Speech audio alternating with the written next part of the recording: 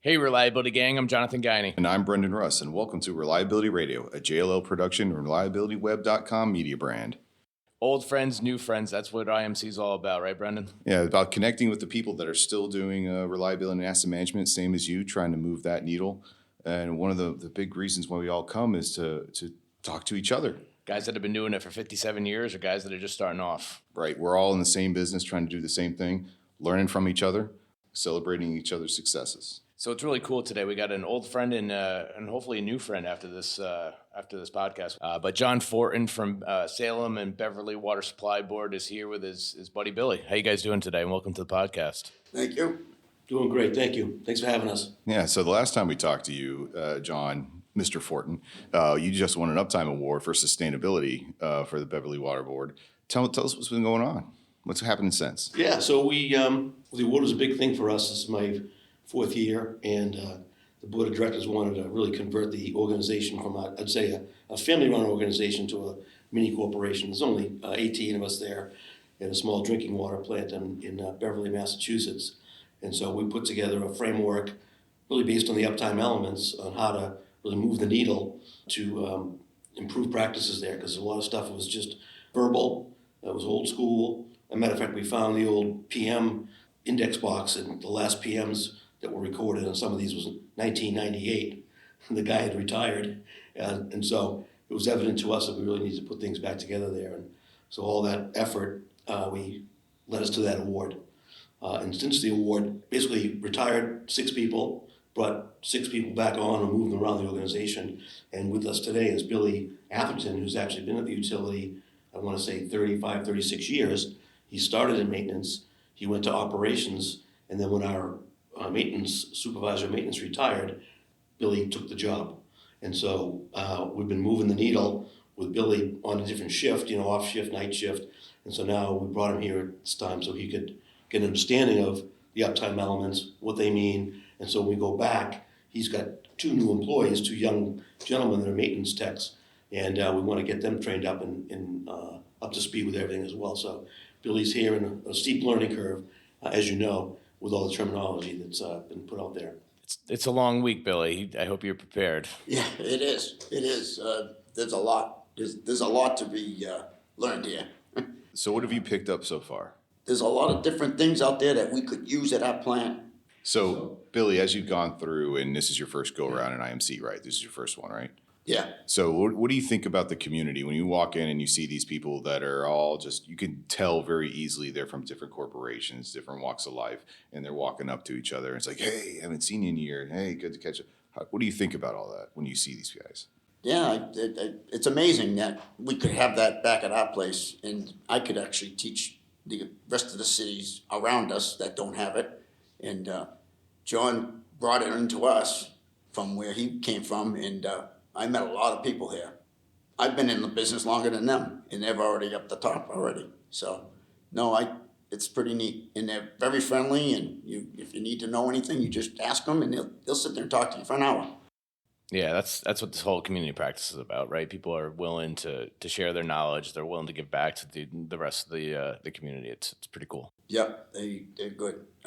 Like Ron Moore, he said, is a great guy. He speaks to you at a good level, and I thought the NASA ones were great that I went to 2 or 3 of them, and they were really good. They were really good.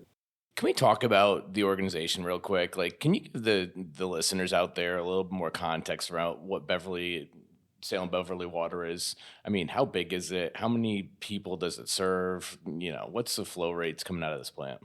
Well, I can answer that. We purify the water for about 100,000 people. We can put out 21 million gallons of water a day if needed. And right now it's at a lower now. It's probably about 9 million total. Between the 2 cities, we purify the water for Salem and Beverly. We have 3 reservoirs. We have 2 primaries and a secondary. And we have about 1,100 acres we take care of in maintenance. We have 4 guys. And I've been doing it since 1989, like John told you earlier. And we just do the basics, taking care of a 1977 plant that's fixed to fail, pretty much. right now, but we're gonna try to change that, and we're having a $8.5 million project starting in February to upgrade some of the stuff, and it should be interesting when they get started, though. It's gonna be good, I think. Yeah, it's pretty cool. So you think about 100,000 residents, pretty important. Drinking water, clean drinking water supplied every day. You know, you guys been on this journey for 4 or 5 years now, right? You've got a timeline, John. What's next? What are you looking to achieve in the next year or two? Yeah, well, thank you. So just to build on what Billy said too, there's actually only 18 of us at the plant. So you've got 5 in maintenance, 5 in operations. We have a laboratory there. We've got some administrative staff. So it's a small group of people that wear a lot of different hats. So it's important that we cross collaborate, and we do. They do a great job with that. For me and for us, it's really getting the culture of the new staff up to speed, especially with the language of reliability. So Billy, as I mentioned, he's got 2 new staff working for him that we want to bring up the right way. As a matter of fact, our boss, for the first time, we used to bring people in, if you were a maintenance person, the first day they would just ship you down to maintenance, and the old supervisor of maintenance might just give you a weed whacker and go, get out there. You expected to know how to weed whack. And we had a couple, near misses with some of that stuff because some people don't really know how to weed whack. It's expected. So this year, our boss took the 2 maintenance guys in, and they sat in his office for almost 3 months, right? Mm-hmm. And the boss, the executive director, went through finances, the organizational chart, all the board information we go through, and really train the guys up on what really happens at the utility. So we were impressed with that. So that sort of is happening now as we're bringing in new staff. We're taking a different approach. We hired my replacement, so I'll be retiring in about a year. We never did succession planning, so I'm in the middle of building a succession plan for me with my replacement, and then we have a few other folks that are going to be retiring, and so hopefully this succession plan will be the pilot and be successful. So really the focus is making sure that we bring the new people up to speed with the right language and just keep momentum from all the practices we put in place. So where does CRL fit into all that, right? I heard a lot about the context of the organization, understanding the financials, really getting these guys vested into the operation, right? But how does CRL fit in? So I'm a CMRP and a CRL, and when we took the organization over to the new leadership that's there were no job descriptions and no org chart. So my boss has the Uptime Elements table on his wall. It's in every conference room. And so when he built the job descriptions, anything related to operations or maintenance, it requires a designation like a CRL or a CMRP. So it's in my job description, it's in Billy's, and it's in the guys he's hired. So one of the takeaways for us here is I understand the language. Billy's here to begin to understand the language. And we go back, and I was actually talking to Billy about we have to make a concerted effort over the next year to actually either train them ourselves. We bought the books, we've got the body of knowledge. There's 2 bodies of knowledge that all the books are there for the guys. They're in the middle of taking their drinking water licenses and maintenance sort of certifications. So this will be next for us over the next year or so, is to get that language up to speed and hopefully get Billy to get the CRL as well. That's great, right? Right, trying to make sure that everybody in the organization has an understanding of the reliability context in the same language, same lexicon. So when anybody says operational excellence or asset management, there's no confusion of what that means or how that ties back to what they're doing. True strategic alignment.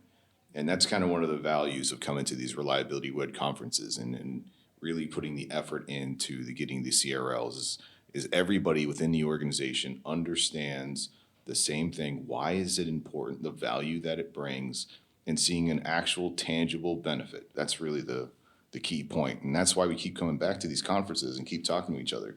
You'll have one session where it's a multinational, multi-billion-dollar corporation right next to another one that's a single site, dozen people, all doing the same work, all learning from each other. With the same struggles. Same struggles, right? So as we start to draw this episode down to a close, John, Billy, any final thoughts? Yeah, what's one thing that you guys are taking away and bringing back this week? Well, I'm gonna try to get 2 or 3 people to come back next year John's naturally gonna be retired. But I'm gonna get back and I'm gonna sign up early for it. Hopefully I can get 2 or 3 people to come back and then it'll be my second year and I'll learn. I'll know a lot more than they will because they'll be their first time. And right now, John done a great job with all the other guys that were in it with him. They won the award together. And but I got the new guys, like I said, they're taking the license test and everything. And right now, I can only give them so much on their plate. But other than that, next year I think I'd like to bring a couple staff members back and Yeah, that's great. and try to get them involved, and I'll go with them, try it, see what we can do. Yeah, fantastic. How about you, John? Yeah, I think my goal is to help Billy maybe write a little white paper and submit an abstract and get him up on stage and There you go. talk a little bit about what he's doing, because it's important, not only to understand the stuff, but to be able to communicate, because he sits at the board meetings, and it's always helpful to be able to present, what's going on, make sure the board understands they're approving us to come here. And it's the value of presenting is important, right? Yeah. It helps you understand a little bit more. So my goal is to help Billy get that and get the guys here next year. Plus, it shows the rest of the organization that you guys are committed, right? I think that goes a long way. It's been pretty powerful for us as well. It's a great activity. Awesome. Well, hey guys, we really appreciate you jumping on today. Really hope you guys had a good rest of the week, and we'll look forward to talking to you next year as well. And for the rest of our listeners out there, thanks so much, and we'll see you guys next time.